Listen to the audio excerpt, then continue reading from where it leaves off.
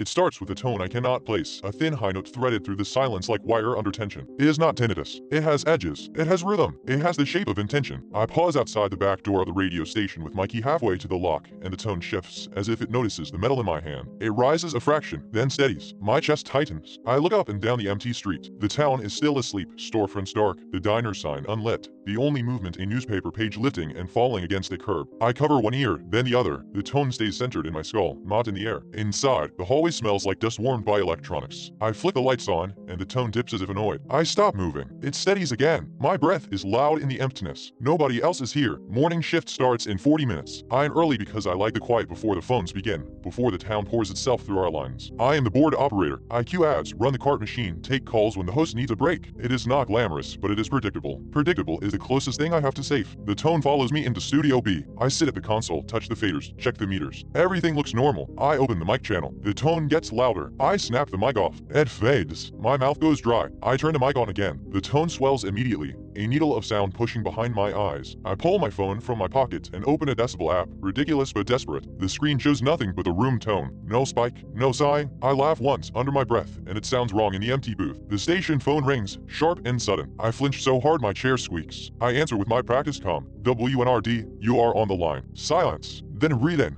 Close. Hello. I say, forcing lightness. You looking for the morning show? A voice comes through, soft and careful, as if trying not to wake someone in the same room. You are sitting in the chair with a torn vinyl on the left side. My hand tightens on the receiver. The chair does have a tear, a crescent slit that catches on my jeans. You are facing the board, the caller continues. Your right hand is on the phone. Your left hand is touching the fader you always touch when you get nervous. My left hand is on that fader. The tone in my head spikes, and for a moment I think I will vomit. Who is this? I say. The caller exhales, almost amused. Do not pretend. You already met me. I swallow. Well, I do not know you. You do, the caller says. You did not like my smile. You thought it was too fixed. You told yourself it was a mask. You were right. The line clicks dead. I stare at the receiver as if it will explain itself. The station phone sits heavy in my hand, warm from my grip. The tone fades to a low simmer, like a warning held back. I tell myself it is a prank. Someone in town knows the station. Someone has seen me through the window. Studio B has a narrow pane of glass to the hallway, and the hallway has a glass door to the parking lot. Anyone could stand out there and watch, but it's too early, and the street was empty. I set the receiver down with care, like it might bite. My phone buzzes. Voicemail notification. I frown. My phone does not usually get voicemails. Friends text. Family avoids calling, and I have not heard it ring. The notification is from my own number. My stomach drops. I tap it. The voicemail is already there. A single new message, no timestamp. I press play. At first there's only the station room tone, the faint air conditioning hum. Then a sound like fabric shifting. Then my voice. You are going to laugh, my voice says, low, close to the microphone as if I am whispering into my own ear. You are going to tell yourself it is a prank. Do not go to the hallway window. I freeze. The message continues. Do not look at the parking lot. Keep your eyes on the board. Keep the mic off. I sit perfectly still. The tone in my head holds steady, almost satisfied. The voicemail ends with a click. My thumb hovers over the screen. My own voice, the exact cadence, the small breath I take between sentences. It is too accurate to be imitation. As me, my skin prickles as if the room has tilted slightly. I keep my eyes on the board. The station phone rings again. I do not want to answer, but if I do not, it will ring and ring. The sound will carry into my bones. I pick up.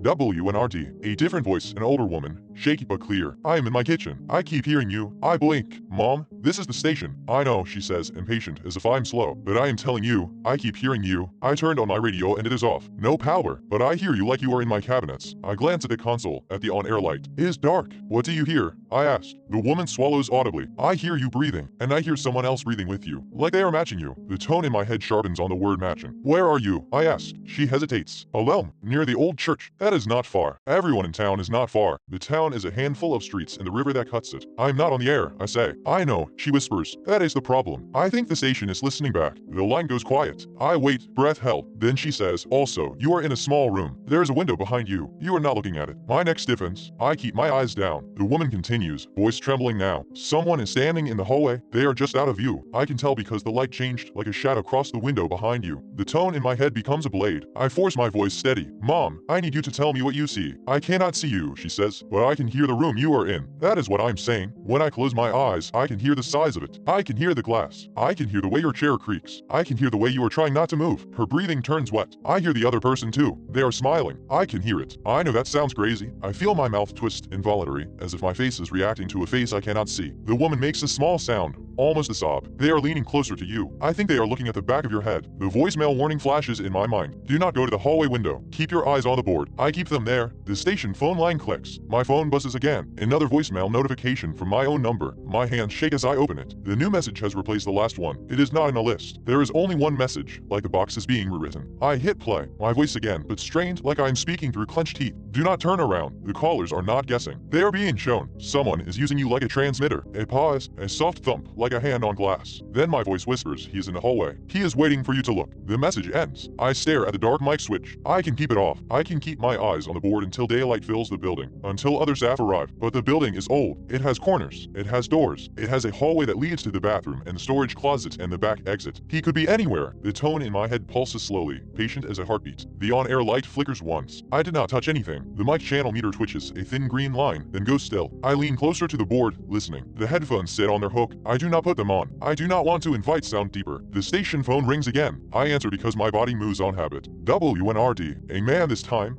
Calm, confident, like he is ordering coffee. You are doing well, he says. My throat tightens. Who are you? He chuckles softly. You know who I am. You met me. You just do not want to admit it because admitting it makes what comes next feel earned. I have never met you, I say. Yes, he says. You have. Outside the grocery. By the bulletin board. You were looking at the lost cat flyer. I asked if you had seen her. You said no. You lie. My mind scrambles. The lost cat flyer is real. I saw it yesterday. A black cat with a white chin. I did not see the cat. I remember thinking the photo looked like a smudge. I do not remember anyone asking me. The man continues, voice still gentle. You thought you were alone in that moment. You were not. I watched you read the phone number twice. You like to memorize things. It makes you feel prepared. My skin crawls. That is true. I do it without thinking. You looked up, he says, and you saw me for the first time. You just did not understand you were seeing me. The tone in my head swells as if agreeing. What do you want? I ask. I want you to stop pretending we are strangers, he says. That is all. The pretending is tiring. It makes you messy. It makes you do unpredictable things. I need you predictable. Why? I whisper. Because you are on the air even when you think you are not, he says. Because people can hear you now. Because the town is listening and describing you. Because you are the room they keep calling about. My eyes dart to the on-air light. It is off, but I do not trust it. The man speaks again, and his voice is closer, as if he has moved toward the phone. Do you hear the tone? My blood turns cold. Nass, it is not in your head, he says. It is in your life. It is the frequency you are stuck on. It is the space between stations. It is where things leak. I grip the receiver until my knuckles ache. Where are you? A pause. Then, very softly, you already know where I am. You have been avoiding looking at me all morning. The tone spikes so hard it almost becomes pain. A faint sound comes through the glass behind me. Not a knock, not a tap, but the subtle squeak of a fingertip dragging along the pane. My breath stops. The man on the phone says, there. That is our proof. You remember me now, do you not? I do not turn. I cannot. He continues. You have a habit. When you are scared, you look for your phone. You check it. You want a message that tells you what to do. My phone buzzes in my palm as if on cue. Another voicemail notification. My gaze drops to the screen, unable to resist. The single voicemail is there again, rewritten. I press play without thinking. It is not my voice this time. Yes, you are doing exactly what I remember, he says, and I can hear a smile like pressure on a wound. Now turn on the mic. Let them hear you meet me again. Behind me, the fingertip squeak stops. The room feels suddenly wider, like the air has been pulled taut. The on-air light clicks on by itself, red bleeding into my peripheral vision. The tone in my head becomes a steady, perfect note, and in the glass behind me, I see a reflection starts to form, not of my own face, but of someone leaning in close, as if he has been there the whole time. The station phone is still against my ear. The man on the line whispers, say hello. My finger hovers over the mic switch, and I feel the town listening for the sound I make next.